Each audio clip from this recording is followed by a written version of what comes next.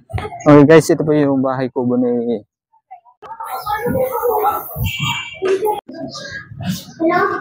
pansin nyo guys, napaka ano ng mga okay guys, good afternoon. So ngayon, day 3 namin. So pumunta kami dito sa bahay ni Dr. Rizal. So papasok po tayo ngayon dito. So entrance tayo dito ngayon. Yan. Yan, so dito po. Yan, so makikita nyo dito guys. Naka-preserve pa talaga yung bahay nila.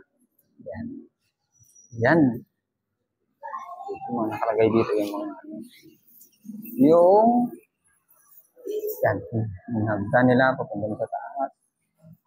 At may nakasulat dito guys, tulad ng umagang waring ginunti. Ano pa dito ni Dr. Rizal? Yan, so yan. Ayan, so may salamin dito. Ito yung pinaka daanan nila dito. Oh, ito. Hindi ko alam kung ano to eh. Ano to sa inyo guys? Comment down kung alam niyo po kung ano to. Yan. Ito. Yung ano. Ano to? Yung sa, ano ba tawag yun? Wait lang. Wait, magpipicture daw muna kami. Here po. Yan, so, ano ito? Sapatilyang gawa ni Leonor Rivera ng 1882. Sleepers. Sleeper. Made yung sleeper. Okay, here. Ito po. Okay, so bawal pong hawakan yung salamin. So, ito yung mga notes. Yan, may mga drawing pa dito. Guys, may mga drawing pa. So, Ateneo Municipal. Yan. Yeah. Books. Yan, mga buong hagdan patungo sa sa second floor. Okay, so tayo dito sa may ano. Ito nga, so ito yung kitchen nila noon. Ito yung kitchen. So makikita natin, meron pa doong luma na ano yan. Luma na, ang tawag nito? Flat iron. Ito yung lutuan nila guys. Yan, yun, may daming banga dito. Yan, so ito naman yung kanilang kapagkainan. Yan, kitchen. Kitchen, dining area. Mga utensils nila, nandito din. Ang ganito, inahandog, united by, Pinang Konsolasyon, Buena. Ito din yung mga inuman. Tasa. Tapos, yan. Ayan. Diba? Ayan, napakaganda naman ito. Uy. Ito ay yung formal dining area. This dining area is used only when they have guests. Ginagamit lang ito kapag may bisita lang. Guest. May pagkain po. So, dito. May mga kopya.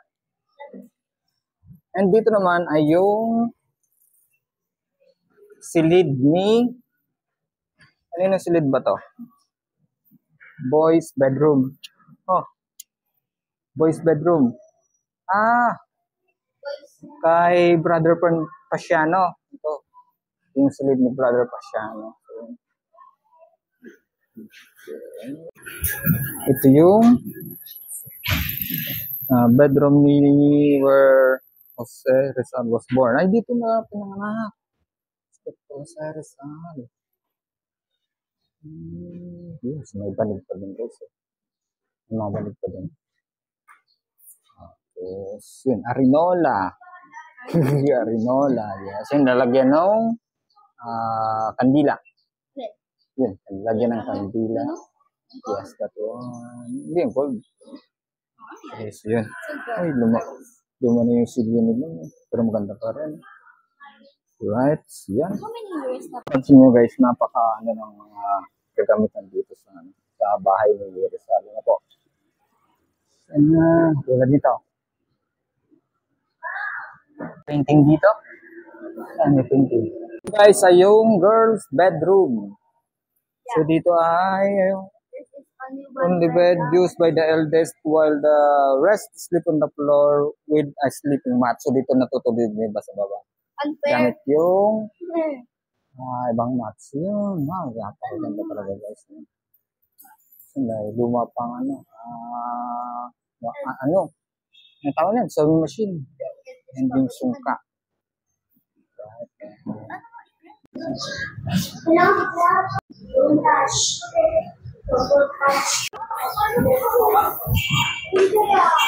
Dito guys, nandito yung kanilang kubeta. Yung kubeta ng mga panahon na Rizal na to. Yan yung kubeta nila. Dito sa kabila naman ay yung mga lalagyan ng tubig, yung mga banga na lang. Okay, so yan. Nandito sa kabilang kwarto. Okay, so baba tayo guys. So ito yung babaan. Okay, so ito yung babaan nila. Dito yung daanan, pababa. Yes, may mga gallery po dyan sa unahan. You have gallery 5 and 6. Okay guys, ito po yung bahay kubo ni Dr. Serzal. Ito yung laruang bahay kubo nila. So ito, hindi na ito yung original na bahay talaga. Bahay kubo niya. So, ni-renovate na lang siguro siya. Ginawa siya ulit para may pakita lang yung kanyang bahay kubo. Yan. Diba? Napakaganda.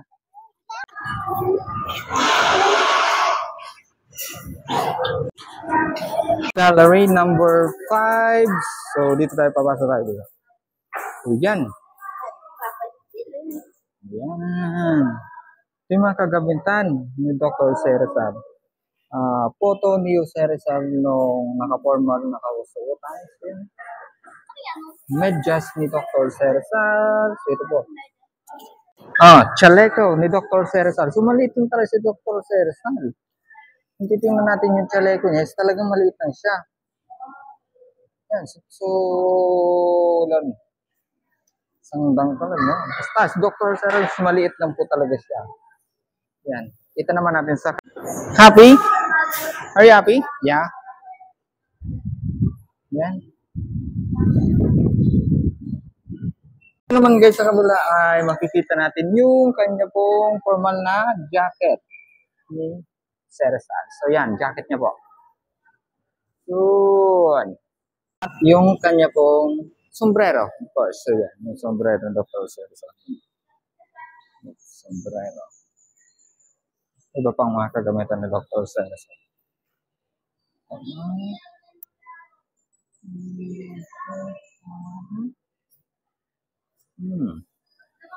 Larawan po ni Dr. Serzal habang siya ay nasa Europa. So yan, mga pictures niya. O yun. Ayun, may naka-side view. Diba? The album ng mga larawan na lugar na pinunta ni Dr. Serzal. Yan. Yan. Excuse me. Yan. May key. May susi. Yung pinaka-original na libro ni Dr. Serzal. Yung Il Filibusterismo at saka yung Nolimitang Heroes. Yung nandiyan po siya. Yun. Tsaka mayroon pang maliit yung Socios de las Islas Filipinas.